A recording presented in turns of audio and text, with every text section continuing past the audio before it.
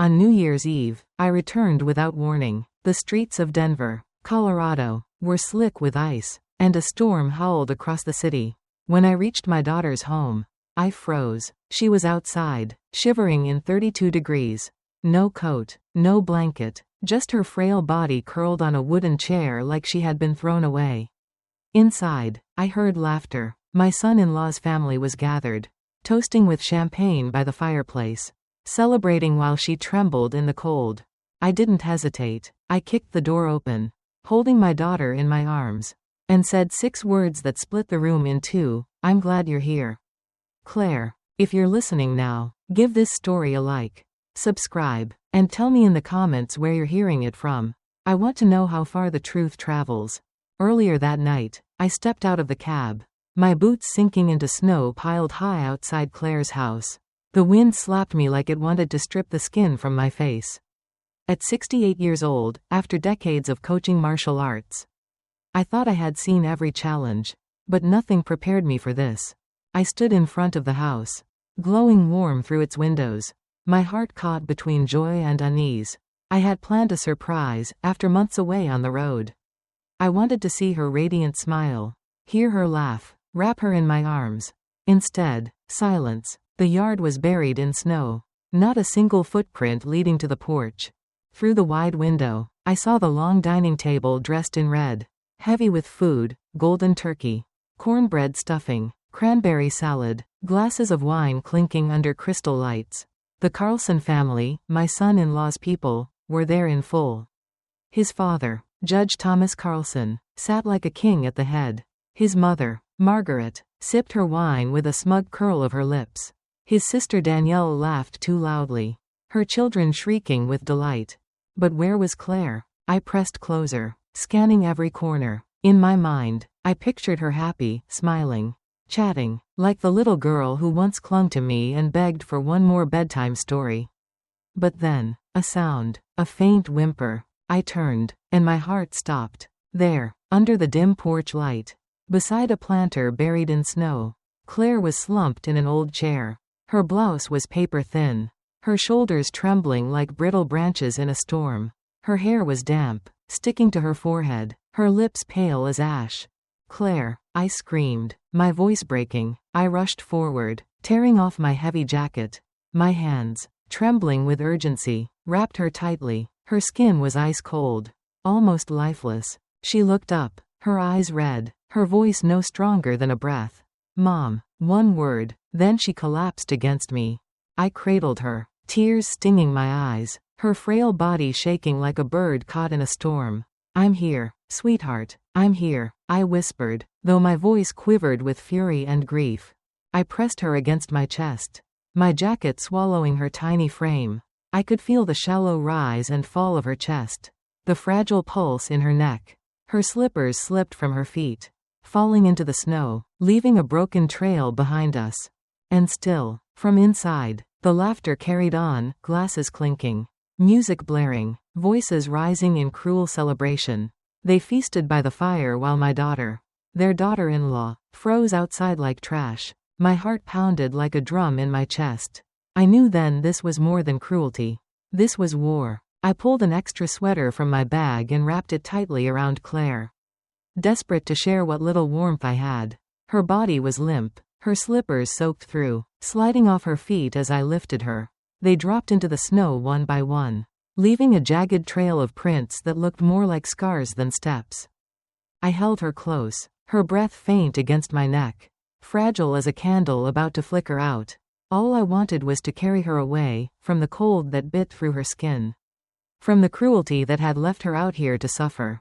But inside the house, the laughter continued, careless, mocking. I froze when I heard Daniel's deep, arrogant voice, full of boast and smugness. A moment later, the table erupted in laughter, the sound of clinking glasses like a cruel orchestra. They were warm, drinking by the fire, celebrating together, while my daughter, my only child, shook violently outside, as though she didn't belong. Just a few hours earlier, I'd been at Denver International Airport, still sweating from a week of coaching the regional martial arts team. The heat of the mats seemed to cling to my skin even as I stood in the frigid terminal. I dragged my battered suitcase behind me, almost bouncing with excitement, imagining Claire's face when she opened the door. I thought of her smile. That radiant light I had missed for months. She had always been my spark. From the time she was a little girl clinging to my legs, begging for one more bedtime story, to the young woman whose laughter could erase the exhaustion of my longest days. Coaching had carried me from city to city, Seattle, San Francisco, endless tournaments. Every time I left, I promised myself, just one more event, then I'll stay with her longer. And now I was here, determined to give her the Christmas reunion she deserved. Sitting in the waiting area at the airport, I'd pulled out my phone and dialed her number. I wanted to hear her voice, to confirm she was home. The line rang and rang, each unanswered tone tightening a knot in my chest. No reply. I frowned, telling myself she must have been busy preparing Christmas dinner with the Carlson family. I tried again, then again, always silence. Unease spread through me like spilled ink on paper. I sent a text. Mom's on her way. You home? Then I stared at the screen, waiting for the check mark to appear. Nothing. I shook my head, trying to dismiss the feeling. Maybe she'd set her phone down. Maybe she was stringing lights on the tree like she did every year. By the time my plane landed, night had fallen over Denver. The cold sliced through me the moment I stepped outside. Families reunited at the curb, hugs, kisses, laughter. I saw one man hoist his daughter onto his shoulders, her candy cane glowing red and white in the streetlights. She giggled, pointing at the decorations. My throat tightened. I remembered carrying Claire that way, her little mittened hands gripping my hair as we walked beneath twinkling lights. But tonight I was alone, dragging my suitcase through the crowded terminal, my chest hollow with a loneliness I couldn't name. I hailed a taxi. My voice cracked from exhaustion as I told the driver, "Take me to Maple Ridge, 12th Street." The ride was slow, traffic thick with families heading to midnight mass. Outside the window, houses glowed warmly, wreaths hanging on every door. Bells chimed faintly, blending with the distant rise of a choir singing Silent Night. For a moment I let myself believe Claire was inside, busy mashing potatoes like I'd taught her, humming along to Christmas carols. The car stopped at an intersection. My gaze drifted, and that's when I noticed them, a line of officers directing traffic. And among them stood a familiar figure. Among the officers, I recognized Jake, once my eager student from the community center where I taught martial arts. Even now, in his crisp Denver police uniform, standing tall and assured, he carried the same kind smile I remembered. I rolled the window down and called his name. Jake. He turned instantly, his eyes lighting up with recognition. "Ms. Margaret, you're back," he said warmly, adjusting the brim of his cap. I smiled, hiding the exhaustion that weighed on me after weeks on the road. "Yes, just wrapped up training sessions in Seattle. And you, still working here in Denver?" Jake nodded, his grin bright. "Yeah, traffic division now, keeping the chaos in line." He paused, then asked, "You here for New Year's with family? With Claire?" My heart warmed at the mention of her. Yes, with Claire. But in that moment, Jake's expression faltered, his smile dimmed, and doubt flickered in his eyes. "What is it, Jake? Something wrong?" I pressed, lowering my voice. He shook his head quickly, forcing his grin back in place. "No, ma'am, nothing at all. Just glad you're home." Yet his eyes betrayed a deeper worry. I wanted to demand the truth, but the light turned green. The driver accelerated, leaving Jake behind, his hand clutching his cap tightly as he watched us disappear into the night. As we neared Claire's neighborhood, I asked the driver to stop short of the gate. I wanted to surprise them, to see her face light up when she found me at the door unannounced. I pulled my suitcase behind me, trudging up the snow-packed path. Each step sank deep, leaving heavy prints that trailed behind. Around me, the glow of nearby houses shimmered like candles in the dark. From Claire's home, faint music carried on the air, a guitar strumming, voices rising in song. I smiled despite myself, imagining her voice joining in, just as she used to when she was a child, singing Winter Wonderland at the top of her lungs while I clapped along. I set my suitcase on the step, drew in a steadying breath, and raised my hand to knock. Then, it came, a mocking laugh, slicing through the air like a blade. I froze, my knuckles hovering. The deep, gravelly voice of Judge Thomas Carlson rumbled through the walls. That's what they call a daughter-in-law? A woman who can't even give us children. 4 miscarriages. How much more shame must we endure? His laugh dripped with contempt. I staggered where I stood, my chest tightening. Then Daniel's voice, sharp, cold, cutting, joined in, always faking depression, locking herself away, doing nothing. If it weren't for my parents, I would have thrown her out long ago. The sound of clinking glasses followed, laughter swelling like cruel applause. And then Danielle, his sister, her tone venomous. Exactly, useless. A wife who can't give birth. Pretending to be sick just to get attention. Pathetic. Every word pierced me, stabbing deeper than any blade. My breath caught in my throat as I stood paralyzed outside that glowing house. This was how they treated my Claire, my daughter who had dreamed of a warm family. Who had poured her heart into every meal, every small act of love. 4 miscarriages, 4 times she had called me. Her sobs so raw I could do nothing but cry with her from afar. And now, they dared to accuse her of faking it. My fists clenched, nails biting into my palms. And then I saw her. Claire, hunched in an old wooden chair on the porch. A thin blouse clinging to her shivering frame. Her head bowed, her entire body trembling in the bitter Denver night. My eyes blurred with tears. My heart stopped. I rushed forward, scooping her into my arms. Her body shook violently, cold as solid ice. My hands trembled too, not just from the wind cutting through me, but from the fury burning in my chest. Each step I took toward the Carlsons' door weighed 1,000 pounds. But I did not stop. I pounded on the heavy wooden door, my fists thudding so hard they drowned out the endless loop of jingle bells blaring from inside. The cheery tune mocked the misery I had just witnessed on the porch. No one came. My jaw tightened as I struck again. Harder this time, like I intended to break the door down in one blow. Finally, the door creaked open. Margaret Carlson stood before me, a glass of red wine trembling in her hand. Her lips were painted a glossy crimson, her perfume mingling with the sour odor of alcohol. She wore a smile that didn't reach her eyes, stretched thin and false. "Well, Ms. Margaret," she cooed, syrupy sweet but sharp beneath. "What a surprise. Why didn't you let us know so we could roll out the red carpet?" Her sarcasm burned. I met her gaze, letting her see my fury without disguise. "If I had warned you," I growled, my voice low and cutting. "How would I have seen this? What did you do to my daughter?" I held Claire tighter in my arms, feeling the shallow rise and fall of her chest against me. Each fragile breath reminded me I could not let this pass.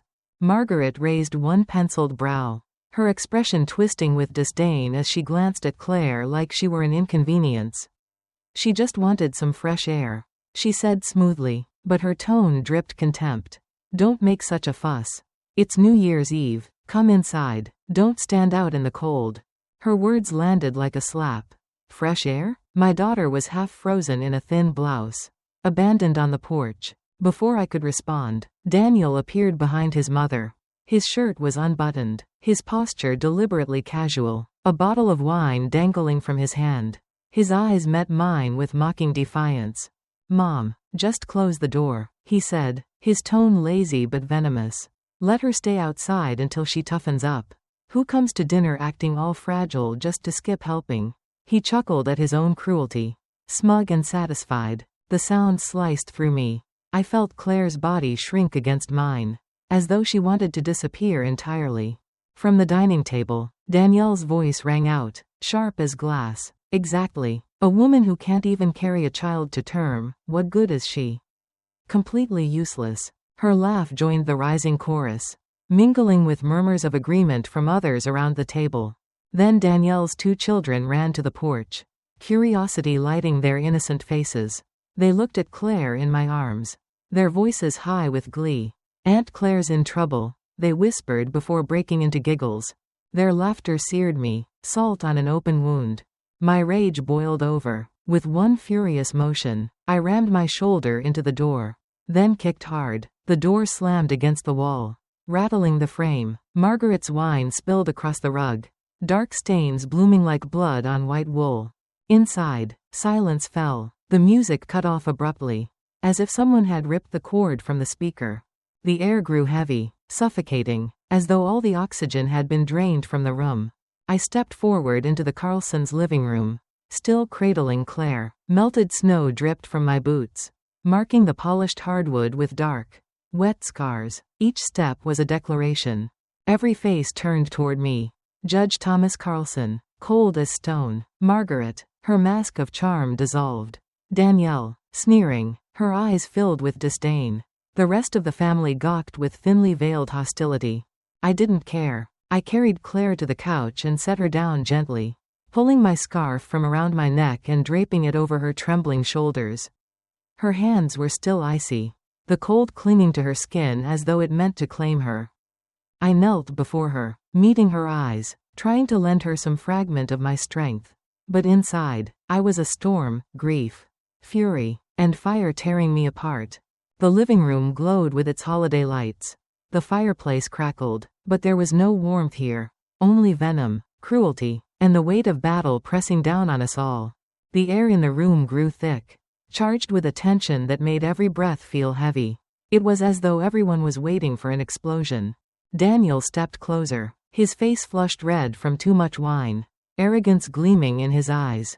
His voice dropped to a cold, smug whisper, heavy with entitlement. "You don't get to make a scene in my house, Margaret." He stressed the words "my house" as though to remind me I was nothing but an intruder. Standing tall, one hand planted arrogantly on his hip, his shirt half unbuttoned, he exuded contempt. Yet even then, I caught it, a flicker of doubt in his eyes. He knew I was not a woman easily intimidated. I rose to my feet, pointing straight at him, my whole body trembling with fury.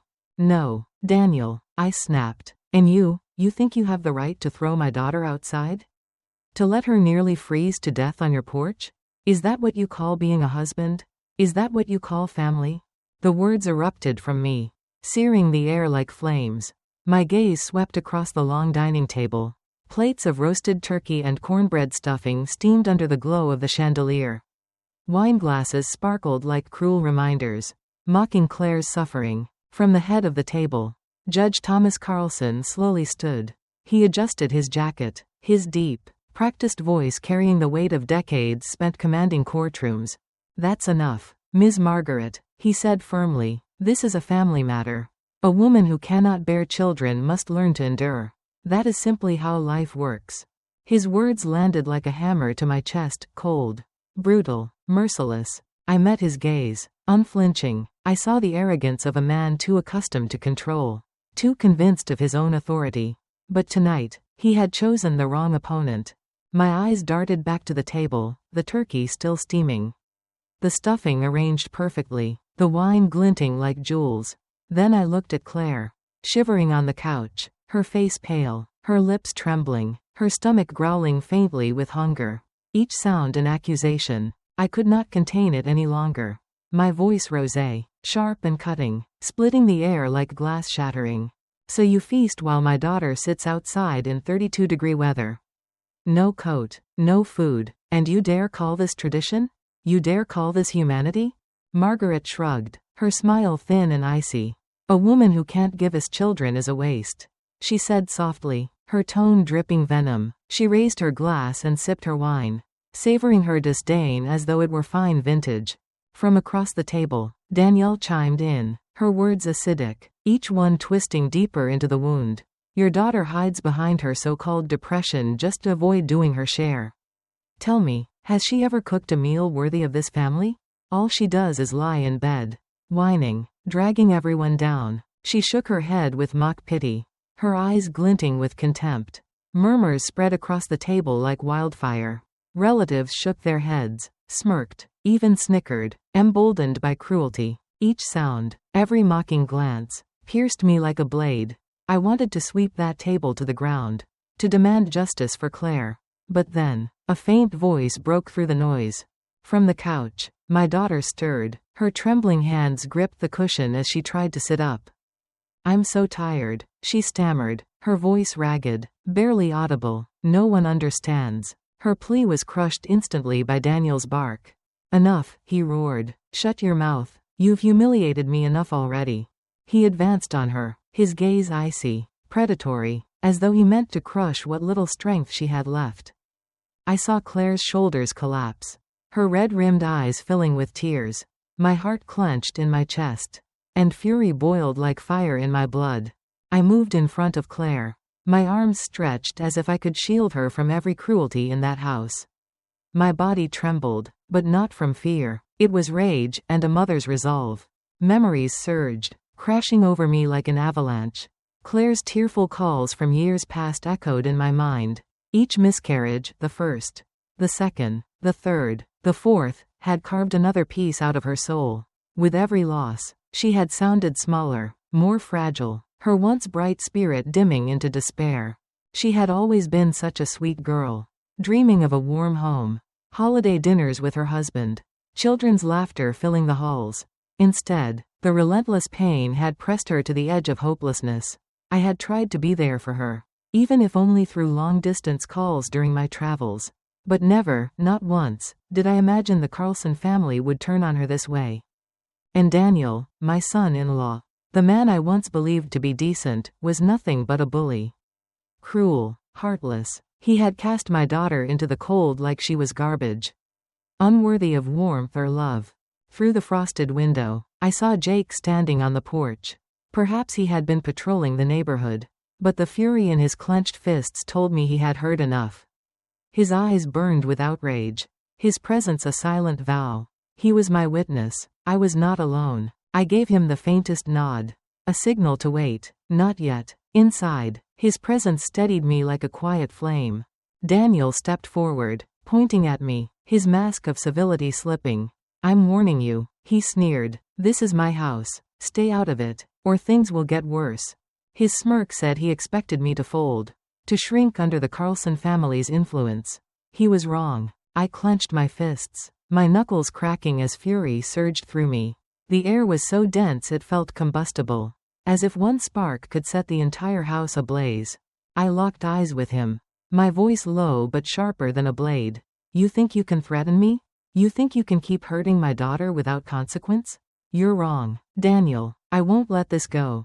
I turned, sweeping my gaze across the room, from Judge Thomas's cold stare to Margaret's icy smirk, to Danielle's sneer. "All of you," I said, my voice echoing in the suffocating silence. "You're going to pay for what you've done to Claire." The living room fell so still it seemed even the fire in the hearth dared not crackle. I placed a hand on Claire's thin shoulder, her frame trembling under my scarf.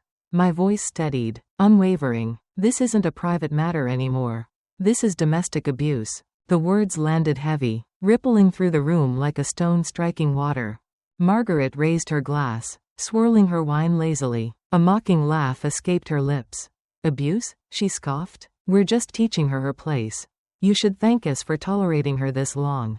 Daniel staggered closer, his eyes bloodshot with drink, his rage boiling over. His words spat from his mouth like venom. "She fakes it. The depression, the pain, it's all an act so she doesn't have to do anything. No one's hitting her. We're just tired of her uselessness." He paused, then leaned forward, his smile twisted with cruelty. "Maybe you should teach your daughter better. Nobody loses 4 pregnancies in a row by accident. Maybe she wanted it that way." His words cut sharper than any blade. My heart ripped apart, but worse was seeing Claire gasp, her breath stolen as if his cruelty had struck her chest like a fist. 4 miscarriages. 4 times she had called me, sobbing, her voice cracked and broken, telling me she had lost the children she longed to hold. Each time I had gripped the phone with helpless hands, offering hollow comfort from miles away. And now Daniel dared, to claim she had done it on purpose. I clenched my fist so tightly my nails cut into my palm, hot blood rushing to my face. Daniel had crossed a line I could never forgive. With shaking hands, I pulled my phone from my coat pocket. My thumb hovered for only a moment before I dialed the Denver police. My voice came out cold, steady, like a blade cutting through ice. "I'm calling the cops," I said. "A report will be filed. And you will answer to the law." Each word was carved into the air, sharp and deliberate. I wanted every person in that room to know I wasn't bluffing. Daniel froze. The wine bottle slipped from his hand. shattering against the hardwood floor. Red wine splattered across the expensive rug like spilled blood. For a fleeting moment, panic flickered in his eyes. But he tried to cover it with bravado. "You wouldn't dare," he shouted. Yet his voice cracked, betraying his fear. From the head of the table, Judge Thomas Carlson finally moved. Adjusting his tie, he stepped forward, his deep, gravelly voice booming with the authority of decades on the bench. "You have no idea who you're challenging.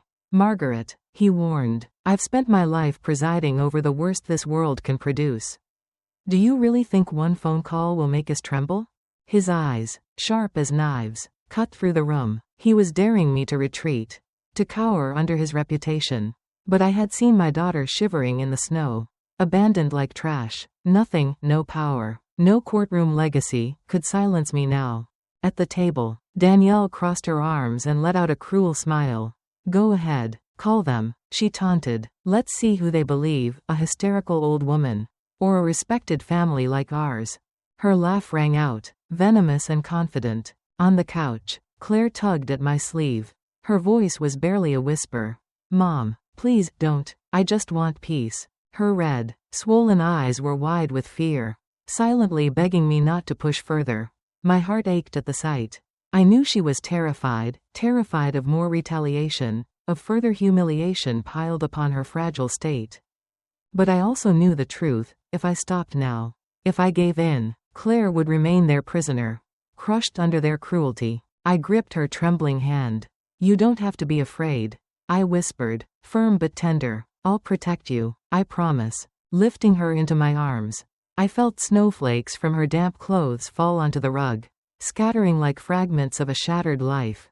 The Carlsons muttered, scowled, but I didn't waver. My only focus was getting her out of that poisoned house. Out of their grip. At the doorway, through the fogged glass, I saw Jake. His hand rested firmly on his police radio, his posture rigid, his eyes burning with resolve. He had witnessed it all, and his presence was a silent shield. I gave him a subtle nod. "I'm ready." He returned it, his jaw tight, his hands still on the radio. A silent vow, he would back me, no matter what came next. I turned, walked out, and never looked back. Behind me, I heard Margaret shriek at the housekeeper to scrub the wine from the rug. Daniel slammed his palm against the table, cursing under his breath, and Thomas's deep voice rumbled as he barked orders into his phone, already moving his pieces like a seasoned judge pulling strings. Their voices stabbed at me like arrows, but I refused to let them pierce my resolve. I carried Claire to my small apartment near the training center, the place I had called home for years. It wasn't luxurious, just an old couch, a modest kitchen, family photos clinging to yellowed walls. But it was safe from them. I laid Claire gently on the bed. She was still trembling, her lips pale, her body wrapped tightly in my thick coat. Digging through the closet, I found an old sweater, slipped it over her shoulders, then rushed to the kitchen. I warmed milk and stirred in cocoa, the sweet aroma filling the air. Returning to her side, I pressed the steaming mug into her cold hands.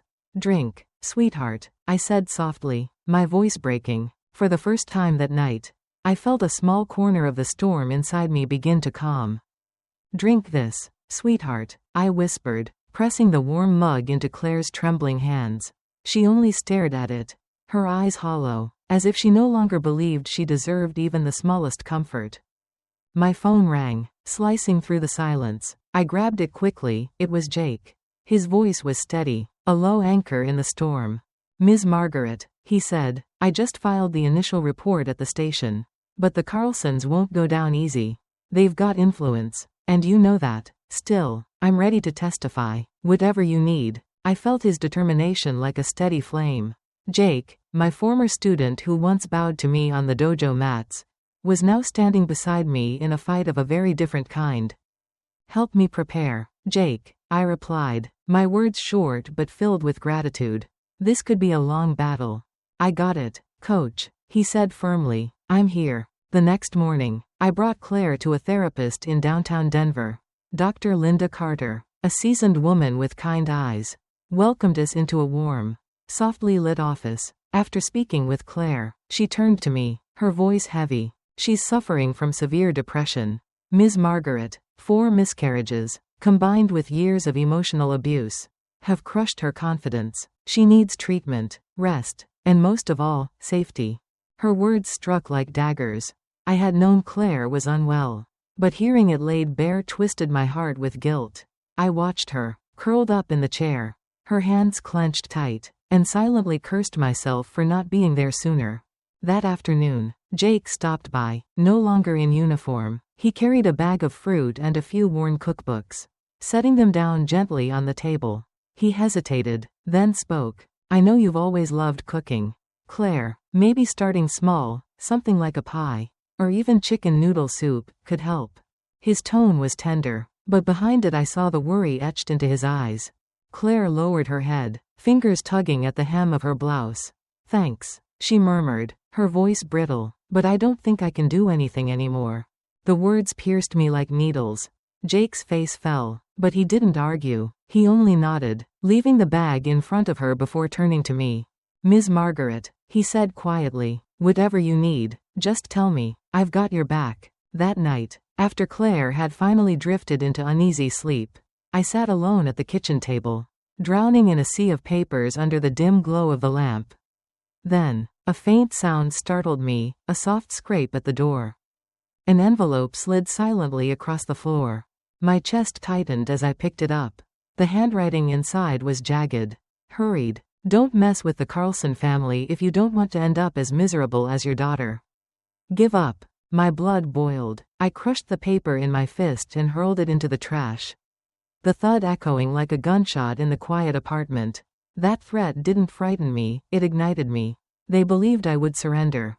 They were wrong. That same night, I began gathering every shred of evidence. Bank receipts, notes tucked with transfers, messages where I'd reminded Claire she was loved. Each document was proof, not only of my financial support, but of how the Carlsons had squandered it. Each paper carried a memory of the nights she called, voice trembling, saying she wanted something for the home, only for Daniel to sneer it wasn't necessary. I gripped my pen so hard it nearly split in my hand. I had trusted Daniel once, believed he would care for my daughter. But to him, she had only been useful until she wasn't. And when her body failed to meet his expectations, he discarded her without mercy. Sometime past midnight, Claire stumbled into the kitchen, her legs weak, her eyes swollen from crying. She froze when she saw me hunched over the table, surrounded by piles of paper, my face lined with exhaustion and fear. Mom, she whispered, her voice breaking, I'm scared they'll hurt you. Her red eyes cut through me like glass. I rose immediately, crossing to her, wrapping her fragile frame in my arms. She felt so small, so breakable, but I held her as tightly as I could, promising silently that I would not let the Carlsons destroy us both. You don't have to be afraid, I told Claire, my voice steady though my stomach was knotted with dread. From now on, I'll be the one protecting you from everything. I promise. I guided her back to bed, staying close until her shallow breaths finally slowed and sleep overtook her. But I couldn't rest. My mind churned with fury and determination. Returning to the kitchen, I spread the papers across the table again, scribbling lists, searching for order in the chaos. I called an old lawyer friend, someone who had once helped me with a case involving the Taekwondo team. He listened quietly, then said, Margaret, the Carlsons have deep roots in Denver. Judge Thomas has sway. They know people in the courts. You'd better prepare yourself, it's going to be a long, brutal fight. I know, I replied firmly, though he couldn't see my nod. But I'm not stopping. The weeks that followed felt endless, like reliving a nightmare every night under the yellow glow of the apartment's lone lamp. I pored over receipts, therapy reports, every piece of evidence. Each bank transfer was a reminder of my devotion to Claire. Each medical note was a record of her torment. Cold numbers, clinical words, all proof of the love I had tried to shield her with, and the pain she had been forced to endure. Finally, the first day of the trial arrived. My heart pounded as if I were stepping onto a competition mat again, bracing for a match I couldn't afford to lose. Claire and I entered the Denver courthouse, the winter air still clinging to our coats. I held her hand, her fingers were icy, trembling within mine, Her eyes were bloodshot, circled with shadows carved by sleepless nights. She kept her gaze down, as though the floor were safer than the stairs around us.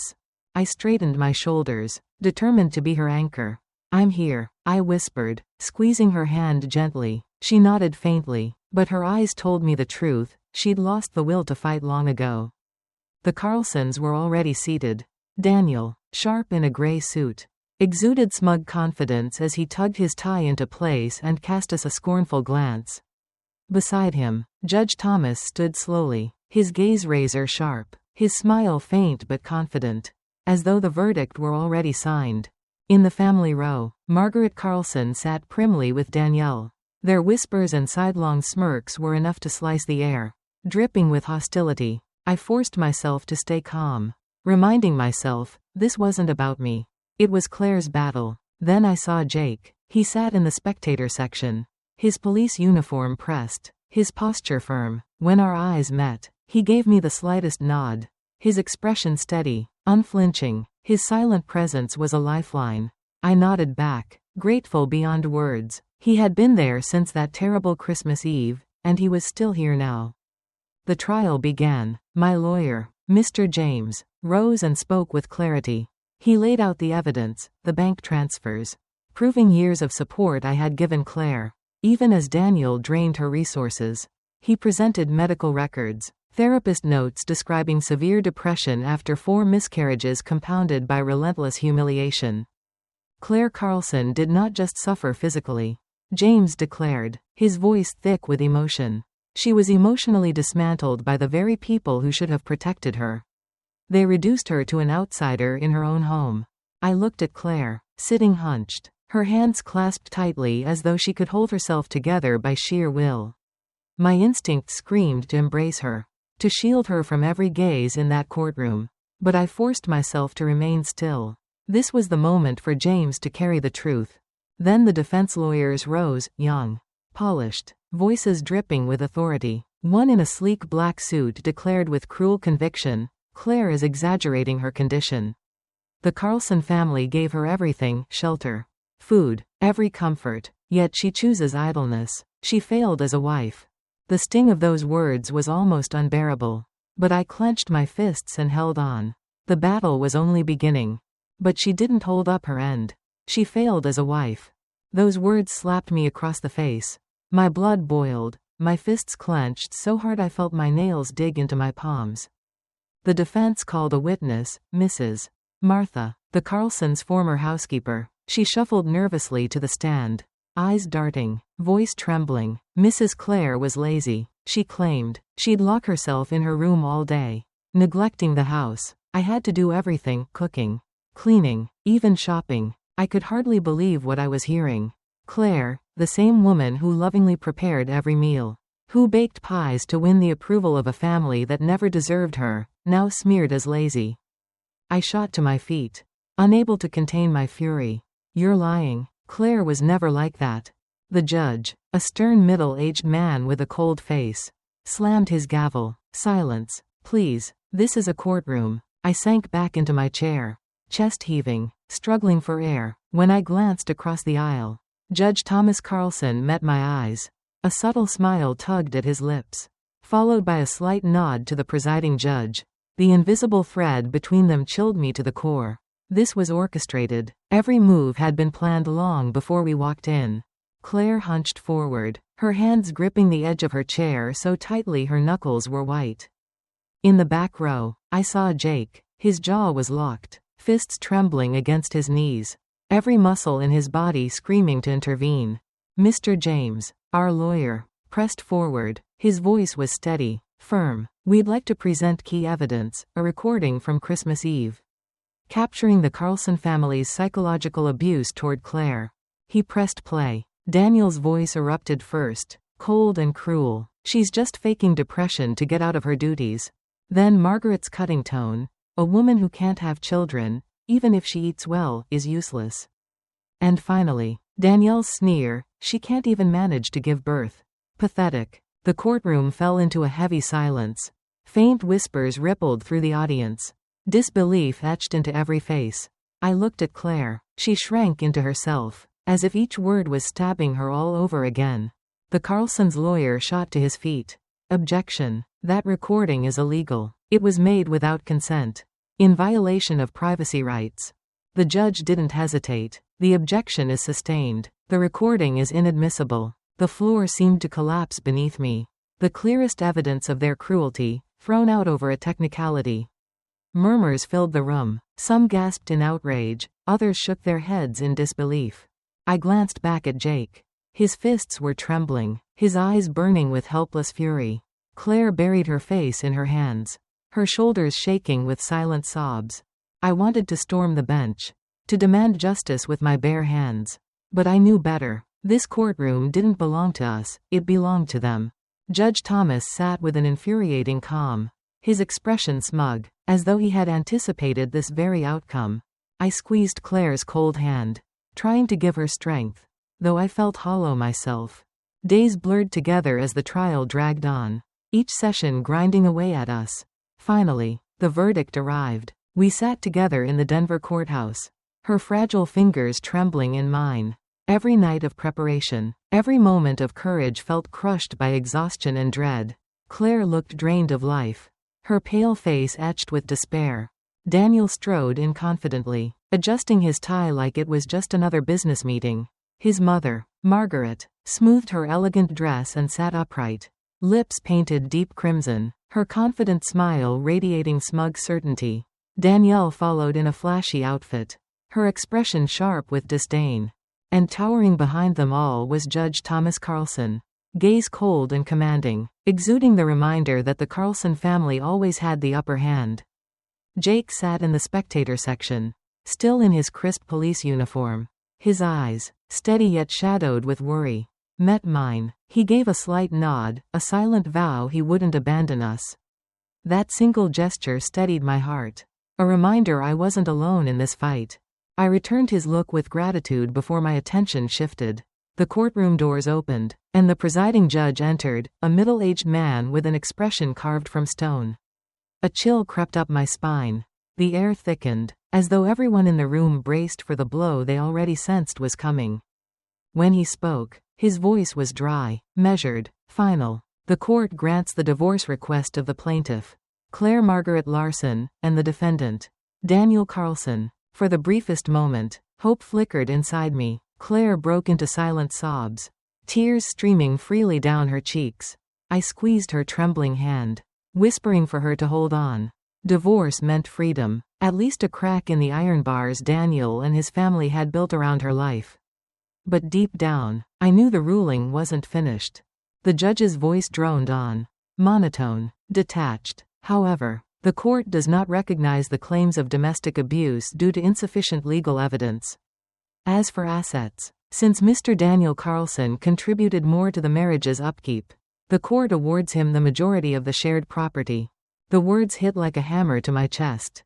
I froze, my breath catching in disbelief. No recognition of abuse, insufficient evidence. I thought of the Christmas Eve recording, the cruel voices of Daniel, Margaret, and Danielle Carlson thrown out on a technicality. I thought of Claire's medical records, her therapist's testimony, the bank transfers twisted by their lawyers into something sinister. It all collapsed before my eyes. And then it struck me. Judge Thomas Carlson, with his decades of connections and his smug assurance, had rigged the outcome. I looked at him, saw the faint tilt of his head, the smug smile curling on his lips. It was all fixed. We had never stood a chance. I couldn't hold back. I shot to my feet, my voice raw with pain. This is unfair. This isn't justice. My words cracked through the heavy air, silencing the room. Claire grabbed my arm, eyes wide with panic, begging me without words to stop. But I couldn't. You saw how they treated my daughter. You heard what she endured, and still, you dare say there was no abuse? You dare take everything from her? Gasps rippled. A bailiff approached swiftly, his voice firm. Ma'am, please sit down, or I'll have to escort you out.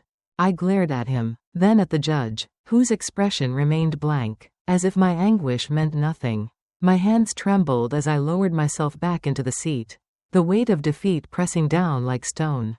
Daniel turned, meeting my eyes with a mocking smile. He adjusted his tie deliberately, savoring his victory. His mother Margaret leaned in to whisper something to Danielle, and both let out muffled giggles. Making certain I heard, that laughter was a knife driven deep into my chest. At the family table, Judge Thomas inclined his head slowly. Calm, controlled, like a man who had orchestrated every note of this performance. I looked at them one by one, my blood boiling. They hadn't just stripped Claire of justice. They had robbed me of my faith in a system I once believed in. Beside me, Claire buried her face in her hands. Her body shook with muffled sobs, each one breaking me further. I wanted to hold her, to promise everything would be okay. But the words died in my throat. The judge's ruling echoed in my mind like a sentence carved in stone. In the back, Jake suddenly rose, his chair scraping sharply against the floor. His fists were clenched, veins bulging, his glare fixed on the Carlsons. His entire body trembled with suppressed rage, like he was seconds away from storming the bench himself. I lifted my hand slightly, signaling Jake to stay calm, though inside I was on the verge of screaming, of breaking everything in that courtroom. The judge's gavel slammed down, his voice slicing through the chaos.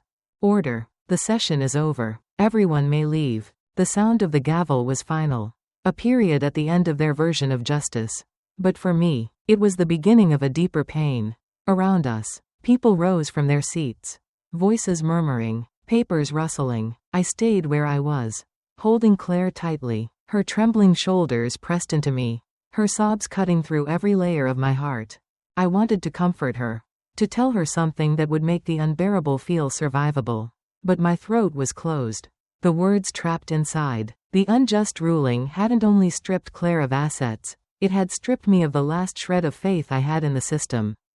Daniel strolled toward us, his posture smug, savoring his victory like a fine wine. He leaned close, his breath sour, his whisper sharp and cruel. See, Margaret, I told you not to fight me. You're nothing but a useless old woman. He flashed a crooked smile, his eyes gleaming with triumph, then turned to walk away as though Claire and I were already forgotten. His words were gasoline thrown onto the fire of my rage. My blood surged, my veins pulsing hot. I clenched my fists so hard the bones ached. My body taut like a bowstring about to snap. Every lesson in restraint I had ever taught on the dojo floor disintegrated in that moment. I took a step forward, my heart pounding, ready to do something I knew I would regret. Before I could, Jake moved. He rushed in front of me, his eyes blazing, lips tight, fists coiled as if he were about to strike Daniel where he stood. I saw my own fury mirrored in him, an outrage so raw it couldn't be contained. The courtroom buzzed instantly. Voices rose. Are they going to fight? Someone gasped. A uniformed cop squaring off against a smug lawyer. It was a scandal in the making. Phones lifted. Camera flashes popped, hungry to capture the moment. Daniel faltered for a second, startled by Jake's sudden defiance, but quickly regained his smirk. He stepped closer, his voice dripping with mockery. Go ahead, hit me. I'll make sure you lose everything. Who do you think you are? Just a low-life cop.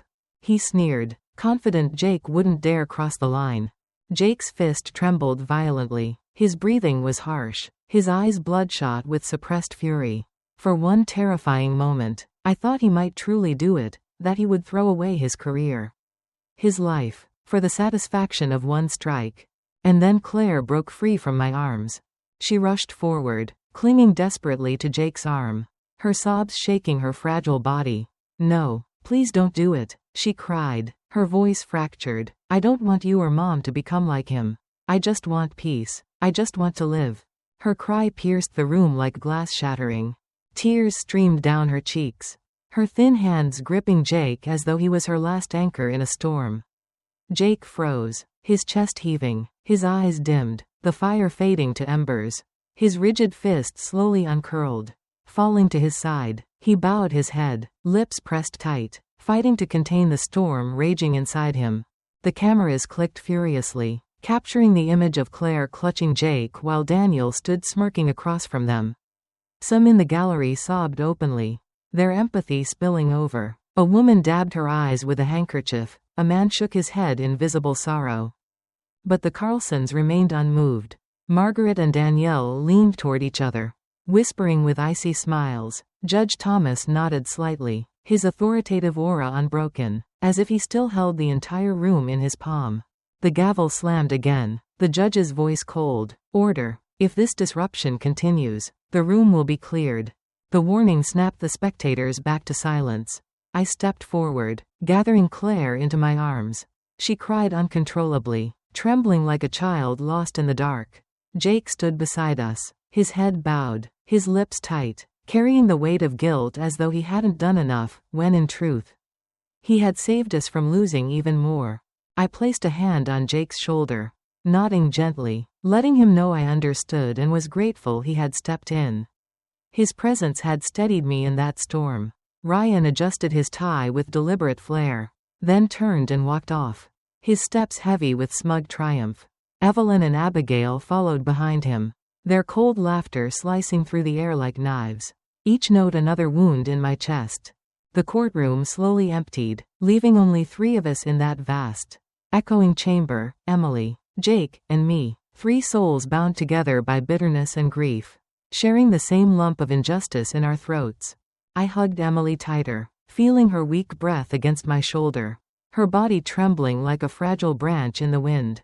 Mom, she whispered, her voice breaking, I don't want to fight anymore. I'm tired. Can we just go home? Those words shattered me more than any verdict. I wanted to tell her everything would be okay, that I would keep fighting until my last breath. But my throat locked. No words could rise against the crushing silence of defeat. I led Emily out of the courthouse, Jake walking silently beside us, his gaze steady and protective. The faint Boise sunlight streamed through tall windows, but it brought no warmth to my heart. I knew the ruling was more than a loss, it was a declaration of war. The Whitlocks might have claimed victory in that courtroom, but I swore I would not let them claim victory in Emily's life. I looked at my daughter as we walked, her red eyes brimming with exhaustion, but inside them I caught a flicker, a tiny spark of hope. However small, that spark was enough. For it, I promised myself I would never give up. In the days after the trial, Boise buzzed with whispers. The case hadn't ended within the courthouse walls, it had spilled into the streets, the news, and the collective conscience of the city. Bold headlines screamed from the front pages: Whitlock trial, justice bought. My heart pounded as I read those words, as if they were speaking aloud the pain Emily and I had carried. On social media, a video clip of Emily clinging desperately to Jake during the heated courtroom moment spread quickly. Her tear-stained face, her trembling voice begging Jake not to resort to violence, touched countless hearts. Comments flooded in, filled with outrage. The Whitlocks think they can control everything. Emily deserves better. Justice must be done. Sitting with Emily in our small apartment, reading those words aloud, I felt a faint comfort. The courts had turned their backs on us, but the people, the community, were beginning to see the truth. The Whitlocks, despite their so-called victory, were paying a heavy price. I heard whispers from Harold's old colleagues, rumors that he had used his influence to bend justice in his son's favor. Ryan, once eager to be seen as a rising star in the legal world, was branded online as the lawyer of injustice. The family's prestige began to crumble, fragile as a sandcastle swept away by the tide. I didn't revel in their downfall, but I felt a sliver of justice, not handed down by corrupt judges, but carried in the voices of ordinary people who believed Emily deserved better. At home, I focused on rebuilding her spirit. I brought her to live with me in my modest apartment, lamps casting warm yellow light on walls decorated with old family photos. Each morning I rose early, cooking her breakfast, sometimes pancakes drizzled with syrup, other times simple scrambled eggs with toast. Emily would sit slowly at the table, cradling a steaming mug of tea, staring out at the pale Boise sky. Some mornings, silent tears slid down her cheeks. But with each day, I saw a subtle shift. Her eyes were a little less empty. I didn't push her, I just stayed, a mother shielding her child from storms. Jake became a steady presence in our lives. He would stop by after his shifts, sometimes carrying poinsettias, sometimes donuts from the bakery down the street. Each visit lit a faint glow in Emily, as though his presence was a balm to her wounded soul. One afternoon, Jake nervously handed Emily a small box. Inside was a simple keychain, shaped like a taekwondo uniform, the same symbol I'd once taught him to respect on the dojo floor. "You don't have to be strong all at once," he said softly, his voice steady, "but you can start over. Little by little, the way Ms. Rose once taught me." Emily froze, her eyes glistening. She pressed her lips together, holding back tears, then nodded slowly. "Thank you," she whispered, her voice trembling but full of feeling. From across the room, I watched silently, the weight on my chest lifting just slightly. For years, my daughter had been diminished, belittled as useless. Now, someone finally saw her true worth, not in what she could give, but in who she was. I turned away, quickly wiping a tear from my cheek, not wanting Claire to see me vulnerable. One evening, as the sunset spilled golden light across the apartment walls, Claire sat across from Jake on the couch. Her head was bowed, her fingers twisting nervously at the hem of her sweater. Her voice trembled. "Jake, I might never be able to have children. If that disappoints you." She stopped, as if the words themselves might shatter everything between them. I was in the kitchen, pretending to wash dishes, though my hands had long gone still. My heart froze as I waited for his reply. Jake leaned forward, a warm, steady smile softening his face. He took Claire's hands in his own, locking eyes with her. "I don't need that," he said firmly. "You're already my family." Those words swept through the room like a gust of warm air, melting a cold weight that had lingered far too long in my chest. My throat tightened, my eyes blurred with tears I couldn't stop. For years, my daughter had been humiliated, reduced to nothing but her inability to have children. And now, someone finally told her she was enough, that she deserved love for who she was, not for what she could give. I turned my face away, letting tears slide silently down my cheeks. Gratitude swelled inside me, too vast for words. When Easter came, I took Claire's hand, and together we walked through Denver's main square, just as we had when she was a little girl, skipping happily down streets lit with spring lanterns. The square was alive with children's laughter, the smell of cinnamon buns and apple pies drifting from food stalls. Claire wore a light sweater, her hair pulled back, and for the first time in months, I saw her smile, not the forced curve she used to hide pain, but a genuine smile, a radiant spring sun smile. "Mom," she said softly, "I miss these days. I miss when you taught me to bake pies. I miss hearing you tell stories about your taekwondo matches." I smiled, squeezing her hand. "I miss them too, sweetheart, and I'll always be here to make more memories with you." We sat on a wooden bench near the fountain, children splashing in the background. As I watched Claire laugh quietly, a simple but profound truth struck me. Courtroom justice can be twisted, bought with power and money. But the justice of the heart, love, respect, resilience, no one can steal that. Claire had lost so much. Yet piece by piece, she was reclaiming herself. And I, a mother who had once felt powerless, realized my greatest strength wasn't in fists thrown in a dojo, it was in the love I carried for my daughter. Jake appeared, holding a paper bag of warm churros dusted with sugar. He handed one to Claire, and the two of them laughed, chatting like old friends rediscovering joy. I sat back, my heart filling with cautious hope. Claire would never forget the scars the Carlsons left on her life. But she was learning to move forward, to value herself, and to open her heart to those who truly saw her worth. And I, at 65, after a lifetime of battles, knew the fight for my daughter's happiness had been the most meaningful of all. This story is fictional, but it draws on truths too many women endure. Names and places have been changed.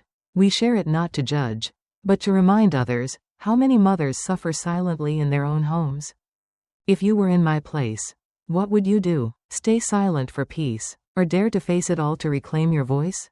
Tell me, because every story is a candle that might light another's path. I believe courage always leads to brighter days.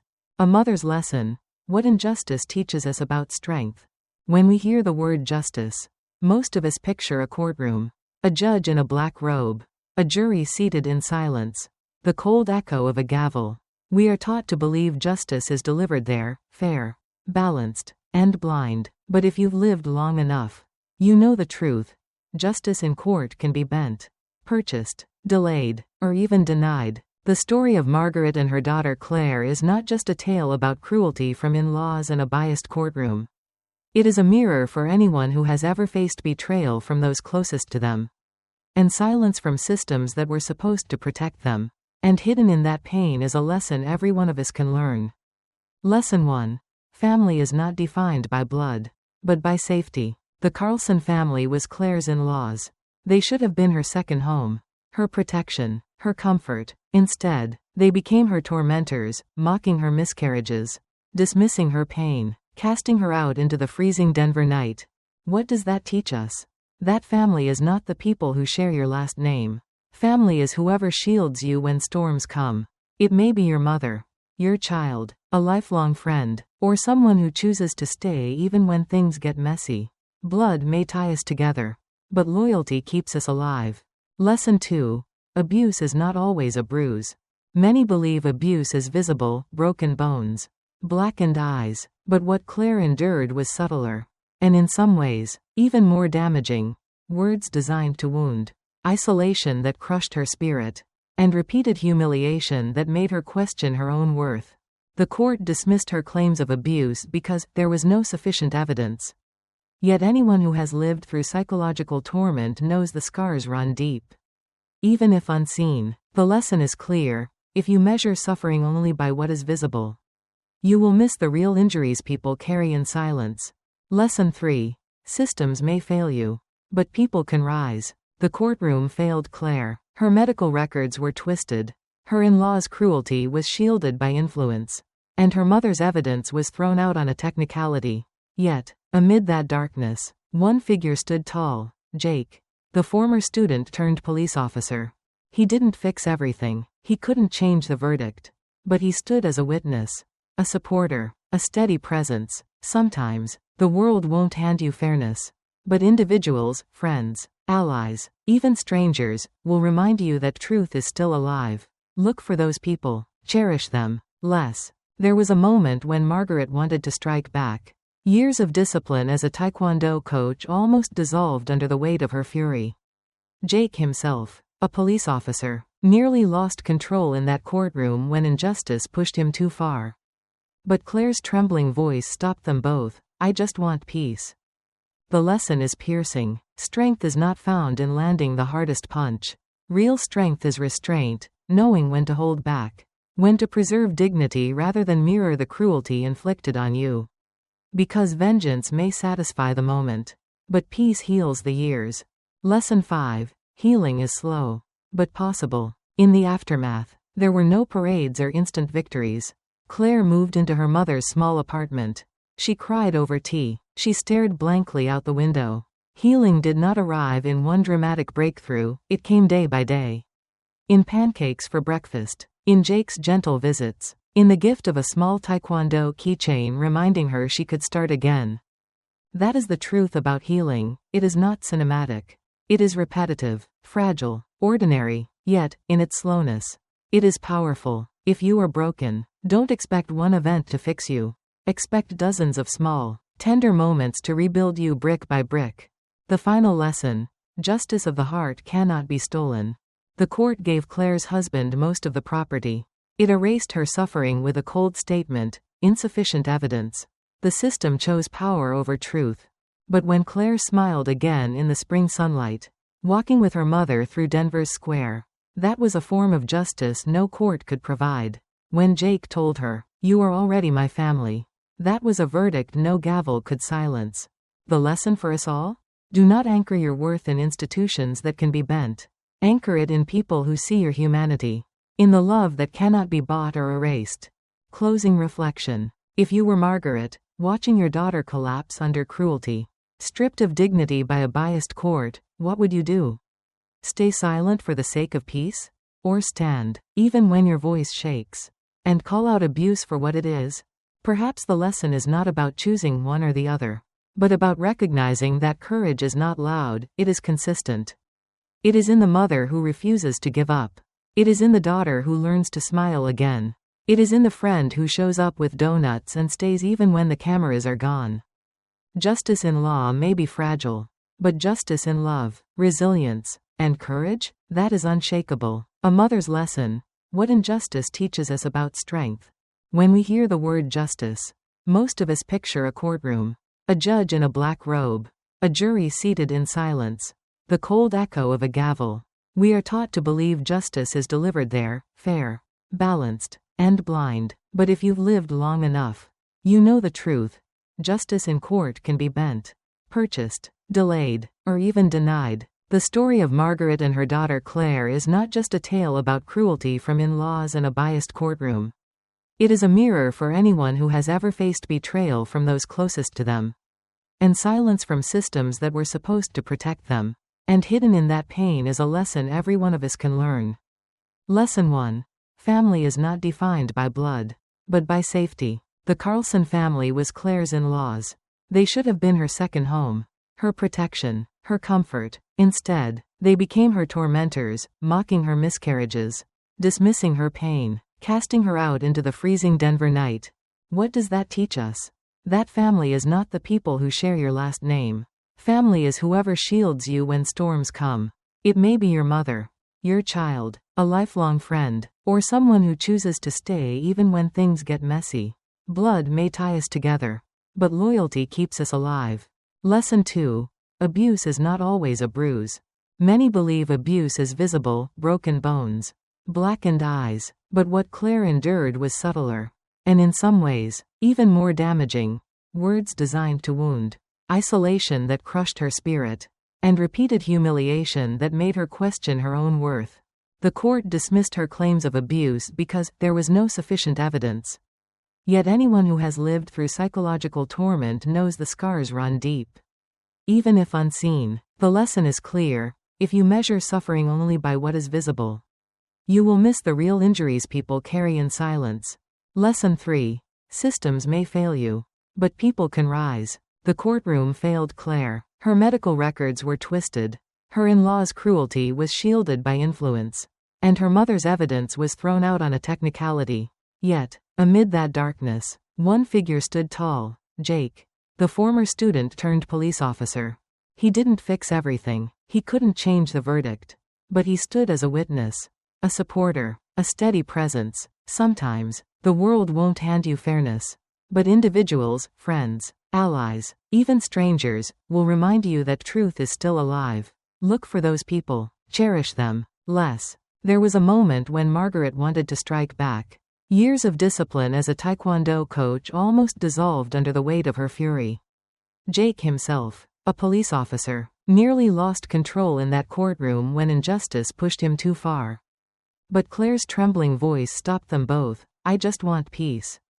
The lesson is piercing. Strength is not found in landing the hardest punch. Real strength is restraint, knowing when to hold back, when to preserve dignity rather than mirror the cruelty inflicted on you. Because vengeance may satisfy the moment, but peace heals the years.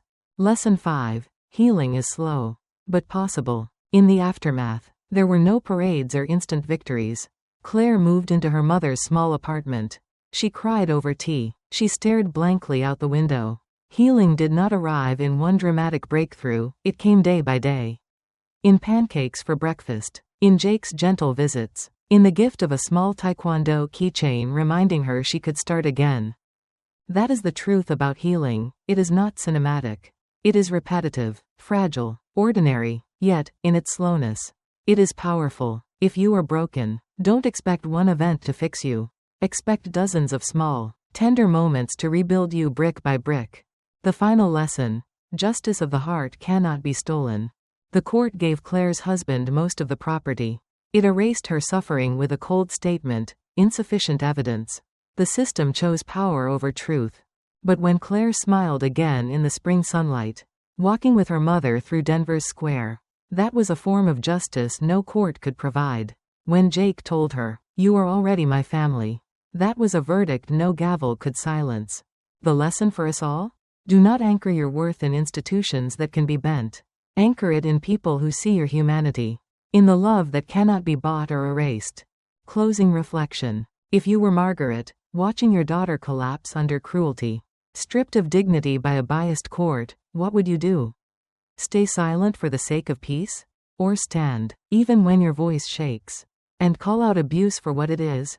Perhaps the lesson is not about choosing one or the other, but about recognizing that courage is not loud, it is consistent. It is in the mother who refuses to give up. It is in the daughter who learns to smile again. It is in the friend who shows up with donuts and stays even when the cameras are gone. Justice the candle may be fragile. But justice flickered gently, resilience, steady against the courage. That is unshakable. Redemption doesn't arrive with a bang or a speech. Sometimes it looks like a grown man coming home for dinner. Sometimes it sounds like two people eating in silence because words are no longer needed to prove they care. And sometimes, that's enough. When the house was quiet again, no knocks, no calls, just me, I brewed peppermint tea and turned toward the envelope that had waited on my desk for too long. Unopened, not out of fear, but because the timing had never been right. I opened it now. The trust papers were brittle, their edges frayed by decades of assumptions. I spread them out like a map I had once followed blindly. Beside them, I placed a clean page, wide and ready. I didn't call Ava, not yet. This part 1 needed to draft by hand. The first name I wrote wasn't family. It was Safe Haven Shelter. I remembered Olivia's face that day she handed out coats, how she knelt to tie a boy's shoes. Sticky hands and loud voice. And didn't recoil. Those children had undone something in her. For that, the shelter deserved more than a donation. It deserved a future. I wrote, 10% of the trust will go to Safe Haven Shelter annually. In perpetuity. Then I added a name that had never appeared before, Arlene. No last name, just Arlene. The woman who sat beside Olivia during her first real unraveling. The woman who had lost more than I could imagine but still showed up. Still remembered other people's birthdays. I wrote, a personal bequest of $250 to Arlene. To be used at her full discretion. No conditions, no questions. I paused, letting the weight of the words sink in. Too many people go through life never trusted with anything. Arlene had trusted Olivia with her story. Now it was time someone trusted her back. Next came Daniel. This part was harder. I thought of how he'd arrived at my door without pretense. Without excuses. Without demands, just sat. Ate. And remembered who I was. I didn't want to reward performance. I wanted to affirm growth. I wrote, Daniel Ellison shall inherit 20% of the estate. Contingent upon his voluntary service of 200 hours at any registered community organization within the next 24 months. Proof to be submitted via affidavit. Not punishment. A reminder. Love without contribution is not legacy, it's expectation. Finally, I came to the penthouse. I glanced out my own window. The view wasn't as high. Not as dazzling as the 57th floor. But it was mine. And for the first time, I understood what that meant. Olivia's name came last. I wrote, the Langston Penthouse, 57th floor, is to be gifted in full to Olivia Ellison under the following conditions. That she continue her service at Safe Haven Shelter a minimum of 2 days per week for no fewer than 3 years. That she submit annual reports detailing community projects she has initiated or supported. That if either condition is unmet for more than 2 consecutive quarters, ownership will revert to the Margaret Ellison Foundation. I set the pen down. The candle flickered, steady and sure, and in that quiet room, for the first time in years, the ledger felt corrected. I leaned back in my chair. I wasn't writing out of spite or control. I was writing out of truth, because power means nothing if you hoard it. Stewardship, that's what builds something lasting. I signed at the bottom with a slow, deliberate hand, Margaret Ellison. The same name once scribbled on the edge of a wedding invitation and then crossed out. I sealed the document and whispered to no one in particular. Real power isn't in what you own. It's in how you leave it behind. The wind moved gently through the open window. Somewhere in the city, I imagined Olivia walking out of the shelter, wiping sweat from her brow, waving goodbye to Maria. Somewhere else, Arlene might be sipping coffee on a modest porch. And maybe, just maybe, Daniel was helping someone move boxes in a church basement. Not for a check, not for a clause, just to feel useful again. I didn't need to witness it all. Legacy doesn't ask for applause. It only asks that you show up while you're here and leave quietly when the time is right. It was a Tuesday, not the kind circled on calendars, no milestones. No photographers, just a handwritten flyer taped to the shelter's side gate, "Warm winter gathering. All welcome." The words were Olivia's. I recognized her loops and soft angles. Even from a distance, the letters carried the warmth of someone who finally understood what it meant to open her arms. Inside, the folding chairs didn't match. The tablecloths were creased, and the centerpieces were simple glass jars filled with wildflowers and crayons for the children. It was perfect. Everyone wore a name tag. Not the flimsy kind from a printer. These were cut from thick card stock with pinking shears. Calligraphy in black ink. Full names. No abbreviations. No rolls missing. No one was just +1. No one was guessed. As I stepped through the door, Loretta waved me in. "There she is," she said, like I'd been expected. Olivia crossed the room. Her sweater cuff was smudged with paint. Her hair wasn't styled, only pulled back with a pencil. And she looked more radiant than she ever had on her wedding day. She didn't make a speech. She didn't apologize with tears.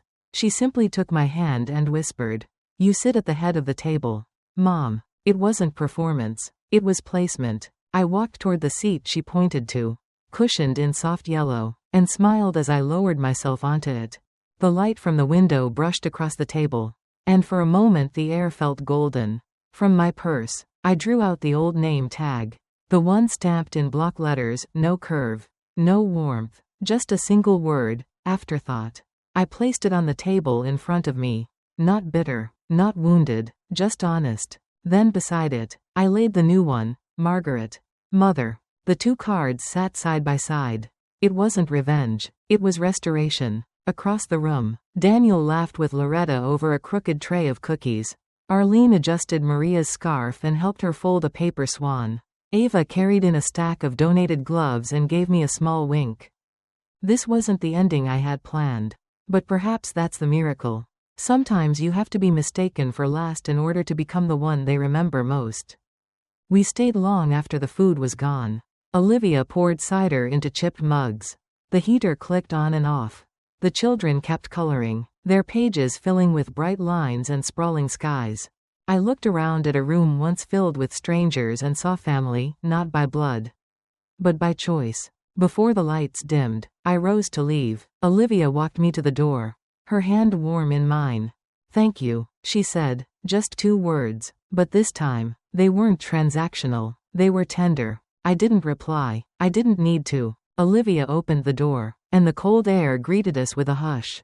A soft snow had begun to fall, quiet flakes. Slow and unbothered, I stepped outside, clutching both name tags in one hand. The old one that read Afterthought and the new one that finally said Margaret. Mother. The snow settled gently on the edges of my coat as the screen door eased shut behind me. Just before it closed, I heard Loretta's voice carrying through the room.